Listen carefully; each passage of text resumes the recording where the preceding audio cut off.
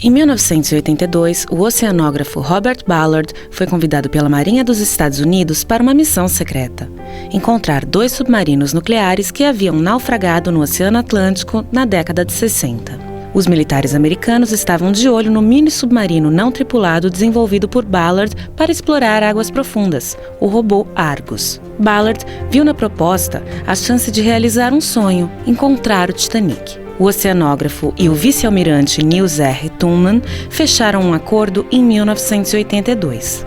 Pelo acordo, Ballard poderia procurar o transatlântico naufragado em 1912 se encontrasse antes os submarinos nucleares Scorpion e Thrasher.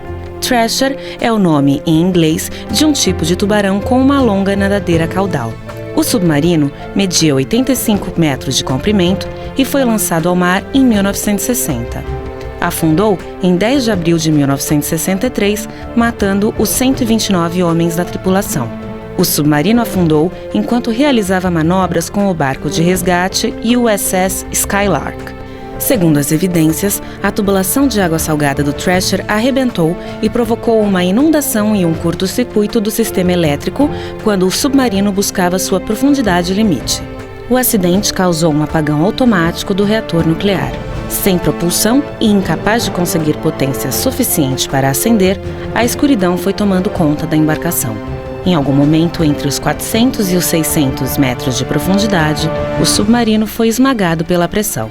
Os operadores do Skylark ouviram o som espantoso dos compartimentos do submarino se rompendo. Em julho de 1984, Ballard submergiu seu robô Argus até o Thrasher, a 2,5 km de profundidade no fundo do mar. O que encontrou, segundo o próprio pesquisador descreveu ao canal National Geographic, foi um cenário de destruição total, como se alguém tivesse pegado um brinquedo e jogado em uma máquina trituradora. Os destroços estavam espalhados por uma extensão de 2 quilômetros. Ballard encontrou o reator e constatou que não havia vazamento radioativo. O submarino Scorpion foi lançado ao mar em 1959 e afundou em 22 de maio de 1968, a 740 quilômetros a sudoeste das Ilhas Açores, levando consigo 99 homens. A 3.350 metros de profundidade, a busca foi mais desafiadora do que a do Thrasher, porque o Scorpion desapareceu sem testemunhas. O submarino levava armamento nuclear e estava envolvido em operações militares nunca esclarecidas pelo governo dos Estados Unidos. Especulava-se que ele havia sido atacado por um torpedo soviético, em represália ao abatimento do submarino russo K-129. Ballard chegou ao Scorpion em julho de 1985 e encontrou uma cena similar à do Thrasher. O Scorpion estava partido em 2 pedaços, mas não foram encontradas evidências de um ataque de torpedo. Mais uma vez, tudo indica que o Scorpion, assim como o Thrasher, sofrera uma implosão ao descer abaixo de seu limite de profundidade. Ninguém sabe ao certo o que causou o afundamento do submarino. Ballard localizou o reator do Scorpion, que, segundo ele, também não representava perigo, e afirmou que os torpedos nucleares estavam em um lugar seguro no interior do submarino. Após cumprir a parte do acordo que interessava a Marinha, Ballard partiu à procura do Titanic, ainda em 1985.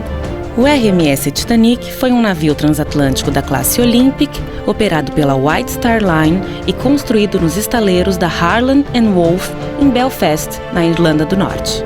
No Titanic, foram utilizadas algumas das mais avançadas tecnologias disponíveis na época. Um folheto publicitário de 1910 da White Star Line dizia que o navio fora concebido para ser inafundável. No dia 12 de abril de 1912, o Titanic partiu de Southampton, na Inglaterra, com destino a Nova York. Havia 2.223 pessoas a bordo.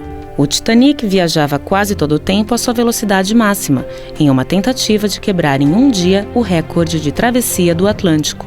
Em 14 de abril, às 23 horas e 40 minutos, um iceberg foi avistado à sua frente. O Titanic navegava a 21 nós e não pôde mudar sua trajetória a tempo de evitar uma colisão. Após 2 horas sendo invadida pelas águas do oceano, a proa começa a afundar. O navio inclina-se. A chaminé número 1 não resiste e quebra, abrindo mais um ponto para a entrada de água. Com a proa submersa e cheia de água e a popa do navio elevada acima do mar, aumenta a tensão próxima ao meio do barco. A estrutura não resiste e começa a partir-se. A popa vira, jogando as pessoas em direção à lateral do navio. Proa e popa ficam ligadas apenas pelo fundo do casco. As duas partes se rompem completamente. A proa segue afundando. A popa ainda flutua por um instante e começa a afundar. Cerca de 3 horas após o choque com o iceberg, o transatlântico inafundável desaparecia no mar para voltar a ser visto novamente 73 anos depois. O mais famoso naufrágio do mundo deixou 1.517 mortos. Somente 706 pessoas sobreviveram à tragédia. Ballard afirma que nunca teria encontrado o transatlântico se não fosse pelo que aprendeu nas operações de busca dos 2 submarinos nucleares. Depois de cumprir sua parte no pacto com a Marinha Americana, ele tinha apenas 2 semanas para dedicar-se à sua obsessão. Era uma missão quase impossível, dado o tamanho da área a explorar. Ballard refletiu. E se o Titanic tivesse se esmigalhado em partes como aconteceu com os 2 submarinos, e seus restos também tivessem sido espalhados pela correnteza em uma faixa extensa? Ele começou a procurar não pelo barco, mas sim pelo seu rastro, o que permitiu abarcar áreas muito maiores de busca do que a do simples casco, percorrendo linhas separadas entre si por 1,5 quilômetros, e acabou achando seu tesouro em 1º de setembro de 1985.